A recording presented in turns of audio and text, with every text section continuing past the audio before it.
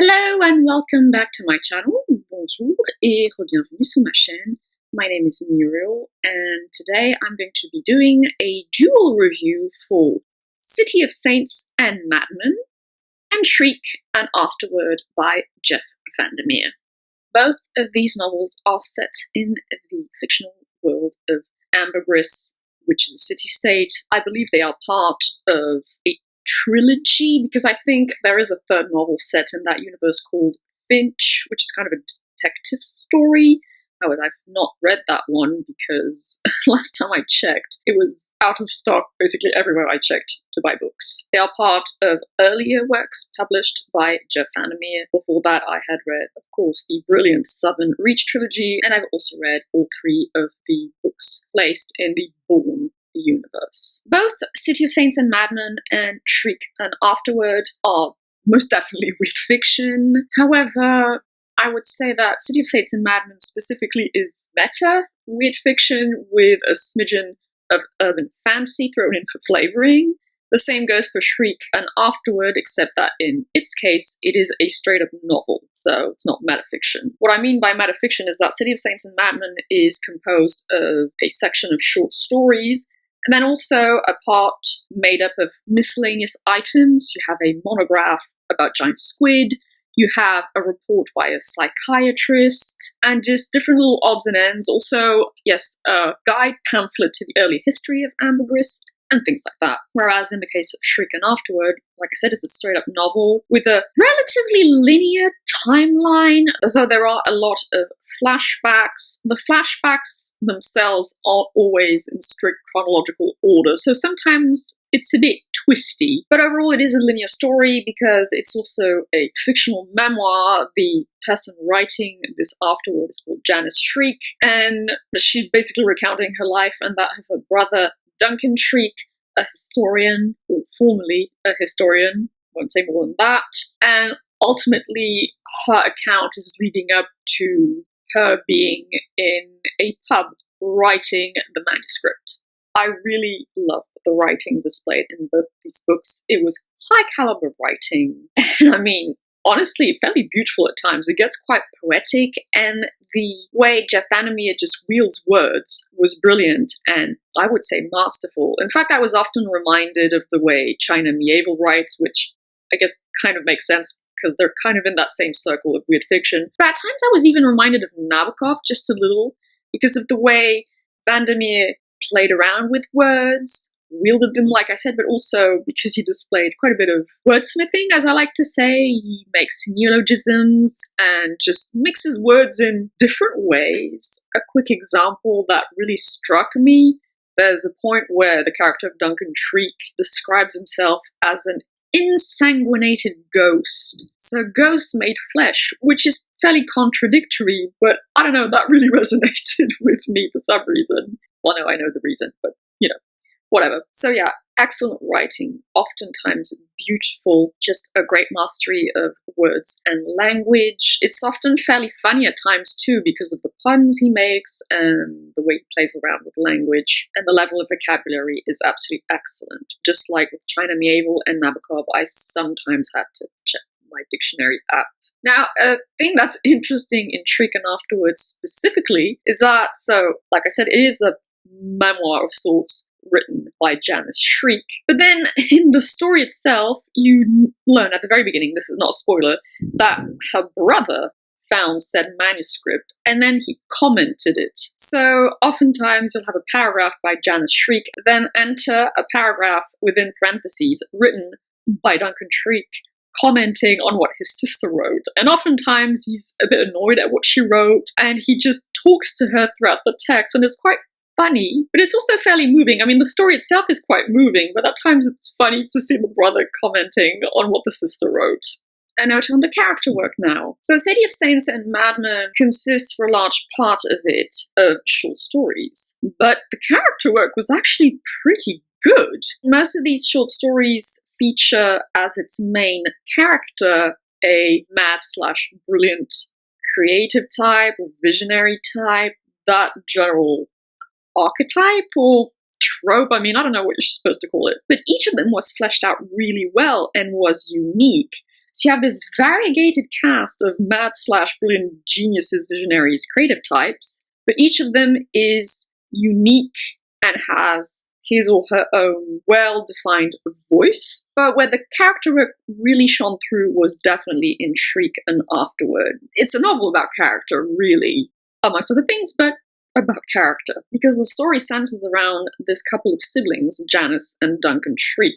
Now, Janice is the main character because she writes the text you're reading, but then Duncan comes in and comments on what she wrote, so his voice is very strong as well. Both of them are precisely defined, both of them are distinct and have distinct, unique voices. And even the secondary characters are also fairly unique and stand out on their own. And I'll also add, though this kind of blends into world building, which I'll be getting to in a few seconds, but the city-state of Ambergris itself is kind of a character, and it's brilliantly fleshed out as well. Because as you'll see, Ambergris is a very peculiar city where weird things happen and where weird people live and do weird things, because we are in the domain of weird fiction. But yeah, I would argue that Ambergris itself is the main protagonist of both of these books, and it's quite a colourful one. Then onto the world building, which clearly centers around the city-state of Ambergris, though you do get mentions of other cities. In fact, the Shriek siblings were born in a city called Stockton. You also hear a bit about a city called the Morrow, and then you have something called the Caliph's Empire and the Southern Isles, and then there was, in the past, something called the Safant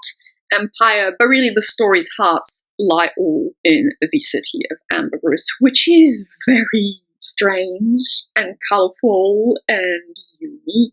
Though at first glance it might not seem like much. It kind of lies in an alternate grey, fuzzy area between what you would imagine the 1800s to have been or the early 1900s. That's where the level of tech is at, I guess, because they have phones, they have cars. But at the same time, I don't think there's television, there's definitely no internet or anything like that. I don't want to say steampunky because that's not quite accurate and it wouldn't be genuine. Yeah, just, I guess, turn of the century in an alternate universe. And that's sort of where Ambergris lies.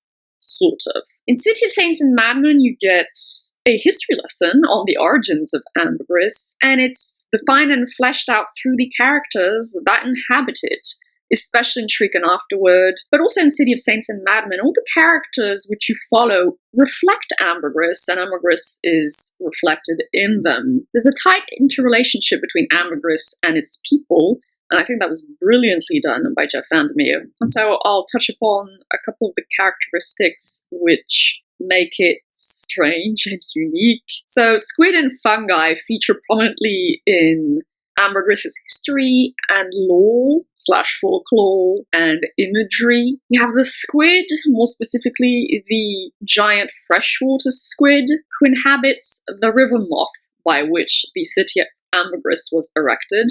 There's a festival that centers around the fishing and eating of the giant freshwater squid. But during this festival, at least in more recent history, people become really violent and horrible acts of violence are committed. Murders, rapes, thefts. I mean, there's a company that offers a kind of hotel as a sanctuary for tourists to Ambergris to keep them safe during that festival. And then you have fungi. Fungi of all shapes and sizes and colors and effects, and a people tightly connected to said fungi, which are the grey caps. Now, the grey caps are short, grey-coloured people, or I mean, they wear grey clothes, and they wear these big hats, which make them look like mushrooms. They're said to be human, though I think the jury's kind of out on that one, because I'm not entirely sure they are human, and they do things with fungi, and they might have slightly more nefarious plans and might be manipulating things on the surface of Ambergris, because they themselves live underground, and there's this huge fungal city underneath Ambergris, but I won't say more than that. As I've stated before, you throw in fungi and squid, I'm immediately going to be interested, and I mean, both of these books really play around with those images. I would say that City of Saints and Madmen kind of centers more on the Squid side of things, and this is shown on its cover art, and Shriek and Afterword definitely focuses more on the fungal side of things with the grey caps, as you can also see on the cover art. I don't know if this was done on purpose, but yeah, it probably was, and it was brilliantly done, because you see Madmen Shriek, one of the main characters of Shriek and Afterword, is very interested in these grey caps and kind of goes underground to explore things and discovers things, and things happen to him which are strange and slightly worrisome.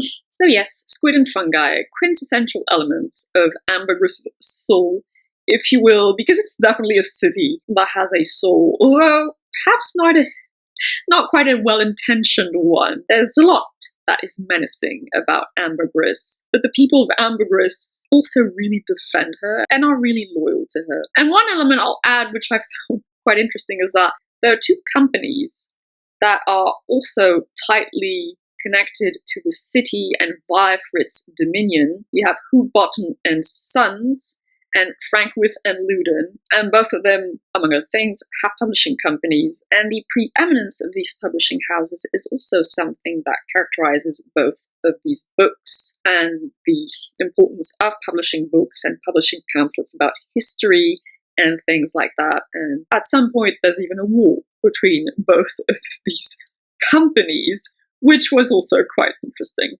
Then on to the themes. I do think both these books are actually quite rich in terms of themes, especially Shriek and Afterword. First, I'll mention something which I think is common to both books, and that is the interrelationship between a city and its citizens, which is just a more specific type of relationship between a people and its environment, which I've talked about in several other book reviews. In this case, it's an urban environment, but there's definitely a strong relationship tightly interwoven between the people of Ambergris and Ambergris as a city-state.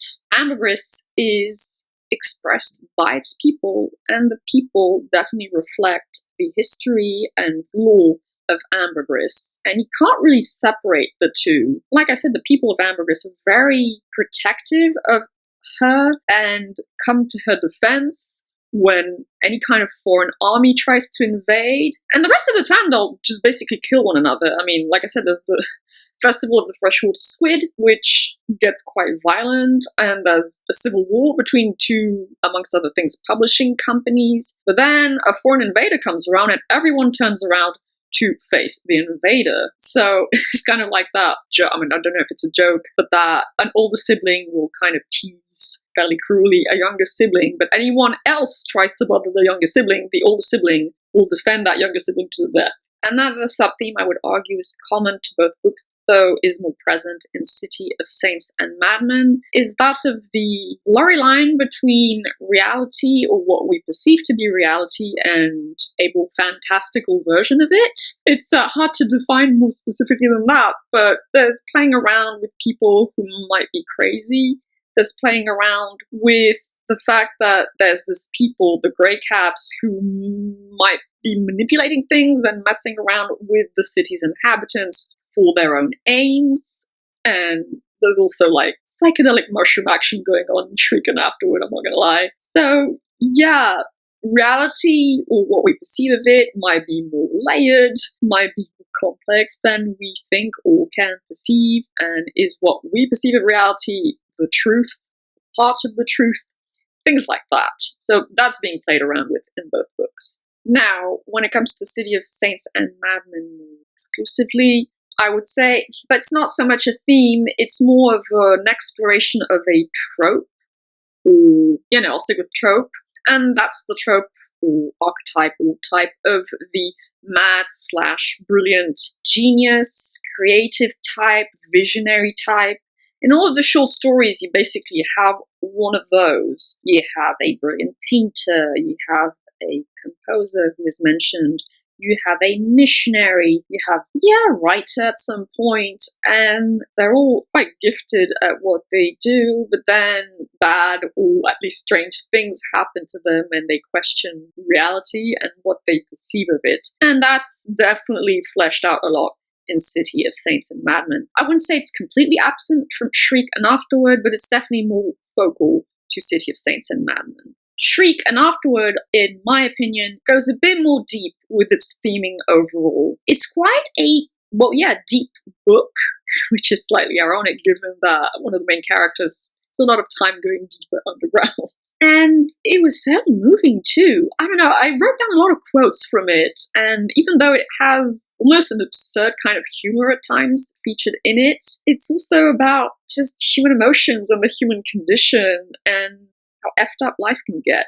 So the first theme I'll mention is that of history, most notably because Duncan Shriek, one of the main characters, is a historian, and a historian of the uncanny, because he tries to reveal, or at least understand, what is up with those grey caps. What are they truly up to? What do they have in store for the humans living on the surface of Ambergris? But I would add to this memory, and thus, divide history into two types: collective history and then personal history. It's all about that because it's also told in the form of a memoir, and so Janice Shriek is recounting and recollecting her life, that of her brother, of her relationships with people, but through it as well, she recounts historical events of Ambergris and also through the voice of Duncan Shriek.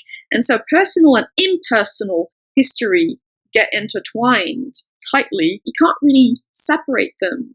And there's even an argument made in the narrative that can you really talk about history without taking a closer look at the personal histories of the people who lived through it? And I thought that was an interesting point, that you can never really be objective about history because history is made by people and people are not fundamentally objective. I think there's a limit to that idea because you can have written records. If a sufficient amount of people witness a single event, you can get very, very, very close to the actual truth of things. Still, I think there's merit to the general premise of that idea. And so, you think a lot about that throughout the book.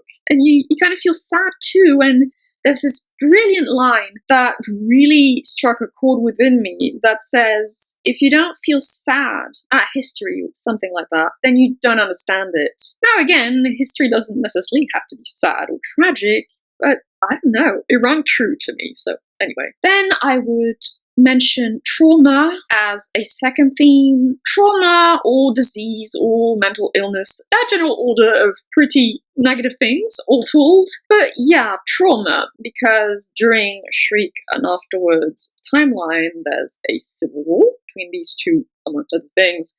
Publishing houses I mentioned, Houghbottom & Sons and Frankwith and Loudon, and it causes absolute mayhem, kills a lot of people. The weird fungal weapons used that just do horrors. Then Janice Shriek herself has experienced mental illness in a pretty severe fashion, and Duncan Shriek, who, the consequences to him spelunking beneath Ambergris. I'll leave it at that. And all of these things are, traumatic. Traumatic for the body, for the mind, for the collective consciousness of Ambergris's denizens. Within that, I will also argue that the trauma also derives from the fact that both Janice and Duncan Shriek are trying to find their place in the world and their place within the current of history, and often fail to do so, and that itself is quite traumatic. They're often left feeling fairly adrift and rejected and on the fringes of society, and that can be very impactful to your health, to your mental health, and things like that. Which is also why I found it very moving. It's very human. It's weird fiction, but it's very human. And finally, this isn't so much a theme as such, more of a narrative thread that adds an extra color to Shriek and Afterword. I got strong cosmic horror vibes from it. It won't really hit you in the face like an actual horror story, but let's just say that Duncan Shriek and his plot line with the grey caps and the wonderful world of fungi gets pretty creepy, and some things are described that are pretty what the F and creepy, and it reminded me strongly of Lovecraftian fiction, of some of his stories. And there's, again, this general sense of what is reality? Can we comprehend the totality of reality without losing our marbles? And that's most definitely a Lovecraftian theme. So I got strong whiffs of that, and I enjoyed it. So I really loved both City of Saints and Madmen and Shriek and Afterword. Probably the latter more, slightly more than the former. Honestly, I would rate both of them at an 8 out of 10. Maybe Shriek and Afterword kind of creeps up towards an 8.5 out of 10. Both of them were absolutely brilliant. I would argue both of them are literary weird fiction, because like I said, the level of writing is amazing, and especially Shriek and Afterward gets quite deep and is very human and concerned with human emotions, human relationships, and things like that. I, of course, loved the prevalence of squid and fungal imagery, especially the fungal imagery in Shriek and Afterward. I was having a lot of fun with that. The Southern Reach trilogy is one of my favorite SFF trilogies of all time, but in a way I kind of think that, at least from the point of view of the writing, City of Saints and Madmen and Shriek and Afterward kind of goes just a bit higher. It hasn't dethroned the Southern Reach for me, but it's definitely up there. I might have preferred it to the Bourne sort of trilogy, but I don't know, I'm not sure, but maybe, yeah. It was just really good, and the fact that it was really good kind of crept up on me. I wasn't too sure about City of Saints and Madmen because I've had a shaky relationship with metafiction so far, and then by the end of it I was like, this was really good. And kind of the same thing with Shriek and Afterward. When I turned the last page I was like, wow, this is actually really, really good. Now I want to read more by VanderMeer. So I'll definitely get around to that at some point later in the year, and also be going back to some China Naval as well. Both of those authors are really, really working out well for me, so that's nice. Thus concludes my dual review for City of Saints and Madmen and Shriek and Afterword by VanderMeer. I hope you enjoyed it, found it informative, made you want to pick those books up. I would highly recommend it if you're into weird fiction of a certain literary caliber. I hope you're all doing as well as you can. I'm the first one to know that that's not always easy, and I hope you will have a lovely day, evening, or whichever time of day you prefer, and I shall see you in the next video. Bye-bye!